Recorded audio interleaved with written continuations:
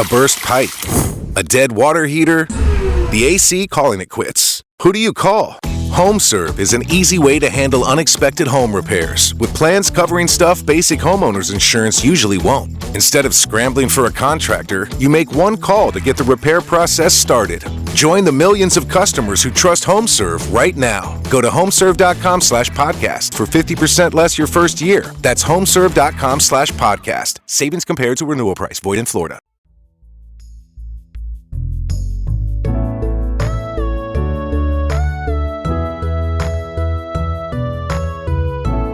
Crimson Desert is a game developed and published by Pearl Abyss. There's been a lot written and said about this game recently, and a lot of what you've heard is true, and a lot of what you've heard isn't. I'm just over 20 hours into the game, so this is by no means a complete review.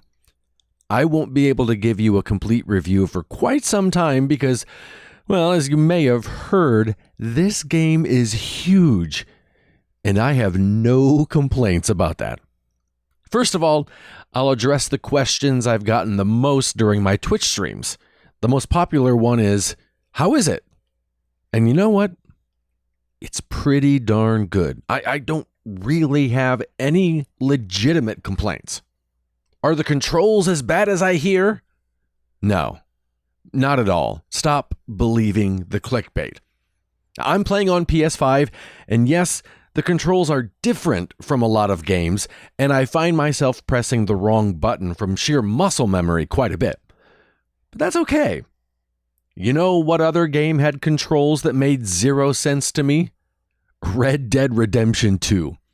I was still accidentally punching my horse and drawing my gun around townspeople up until the day I stopped playing.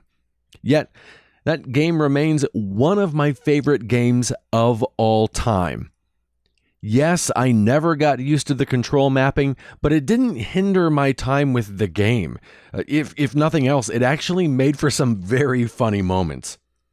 Similarly, Crimson Desert has jump, sprint, and attack on buttons I'm not used to, and when I get in the heat of battle, I find myself doing some very silly things, but by no means has tarnished my experience so far. How big is the map? I heard they fill it with a lot of stuff just to do. Yeah, and it's awesome. You're telling me there's a lot to do in this game that will keep me as busy as I want to keep? Yeah, I'm not seeing the downside. When I think of games with similar descriptions and experiences, I think of, Red Dead and also Assassin's Creed, Fallout, Skyrim, Elder Scrolls, games with a lot of content that everyone didn't hate. I've heard the amount of content in this game described as bloat, but it never feels that way, at least to me. If nothing else, it just makes the world feel more alive. It's like, you're actually inhabiting and visiting different towns and villages that are, inhabited. How's the story? I heard it's weak. Okay, I can't answer this one totally because, again, I'm still very early on, but so far, I like it. It's good.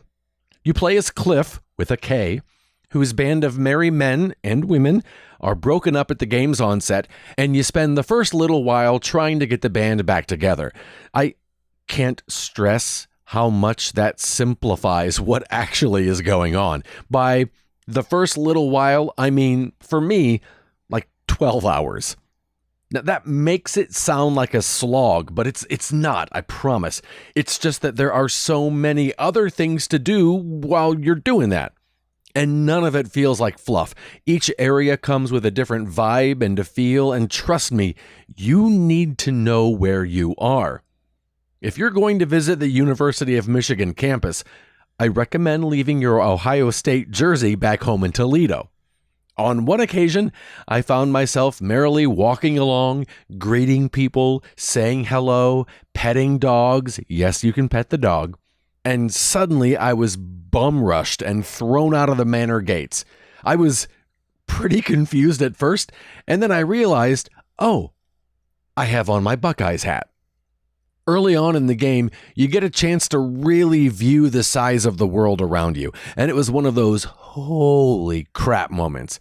This game's map is huge, and if you know me, you know I love that.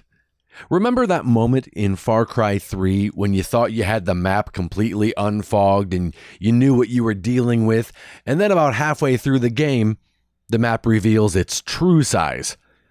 I loved that moment. I love that feeling of, okay, there's more game here. And Crimson Desert gave me that moment at the early onset of the game. It's not a criticism when I say there is just so much to do in this game. And so far, it's all done impressively well. Little tangent, but you'll see why. There's a local restaurant here called Mad Anthony's. They don't have a diner-sized menu with 44 pages, but the menu they do have is pretty big. My wife Sarah and I always comment on it because we love watching Kitchen Nightmares with Gordon Ramsay, and one of the first things he always says when he goes to a restaurant is, "Look at the size of this menu. They can't do it all well." But Mad Anthony's somehow does. No, this is not a sponsored episode. We've never had anything there we didn't like. They nail it all. Crimson Desert is Mad Anthony's. Yes, they do a lot, but from my experience so far, they do it all very well. And even though they incorporate a lot of gameplay styles and mechanics you may have seen before, like mini games, arm wrestling, and base building, they do something I love I've never experienced before. Maybe you have. Let me know if you have. It seems like such a small thing, but I love that it's here. So, we've all played games where we just walk right up into a door and just get stopped because we don't know if the door can be opened or not until we try. Same thing happens here. You walk up to a house or a storefront or a barn and you're stopped. Your character rattles the doorknob, but nah, you can't go in. That happens. It's a huge game. You can't possibly go into every building. Or can you? As I was out and about wailing on bandits, I noticed as I looted one of them, I picked up a key. I had no idea what it was for.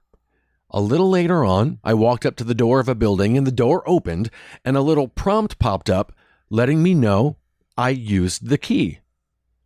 I was like, oh, wow, what a coincidence. I guessed correctly. Nope.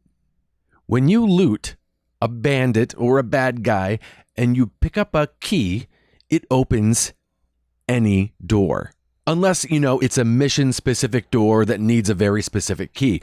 But for the most part, yeah, this game is explorable. I also love that it's explorable in pretty much any order you want it to be. Yeah, you can power through the main missions and go right down the list, or you can do like what I've been doing and wander a lot. I can't tell you how many times I discovered a secret door or a hidden treasure or even an invisible game mechanic just from, trying stuff. What happens if I do this? What happens if what if I try to cause a ruckus at night? There are a million candles littering this world, but what happens if, just out of pure dumb luck, I suddenly decide to light these two? The fact that so many things are just waiting to be stumbled upon only adds to the vibrancy and the heartbeat of this world. I found a mission that was a figure out who did the bad thing type mission. Interrogate the witnesses, find all the clues, read them, put them all together to deduce whom you'll accuse. And I admit, I was very nervous because I wanted to get it right, and as is often the case, everyone had pretty compelling evidence that it wasn't them, and everyone else had pretty compelling evidence that it was. So I confess, I almost Googled the solution to guarantee I'd get it right, but the mystery resolved itself in a way I didn't expect. Kind of did it for me, yet it still was very satisfying. And yep, we got him. Book 'em, Dano. That's an old reference. I'm an old guy. And I haven't even touched on, well, most of the things. The powers. Good night, these powers are fun. The way the game plays with timelines. For the first 12 hours or so, just your standard knights and armor and swords game. And is this vendor selling guns? And also, am I about to fight a mech at a dig site? Have you jumped in?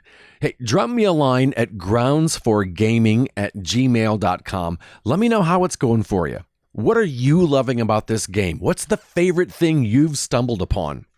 When it comes to Crimson Desert, it's best to go in with no expectations. And yet, at the same time, expect everything.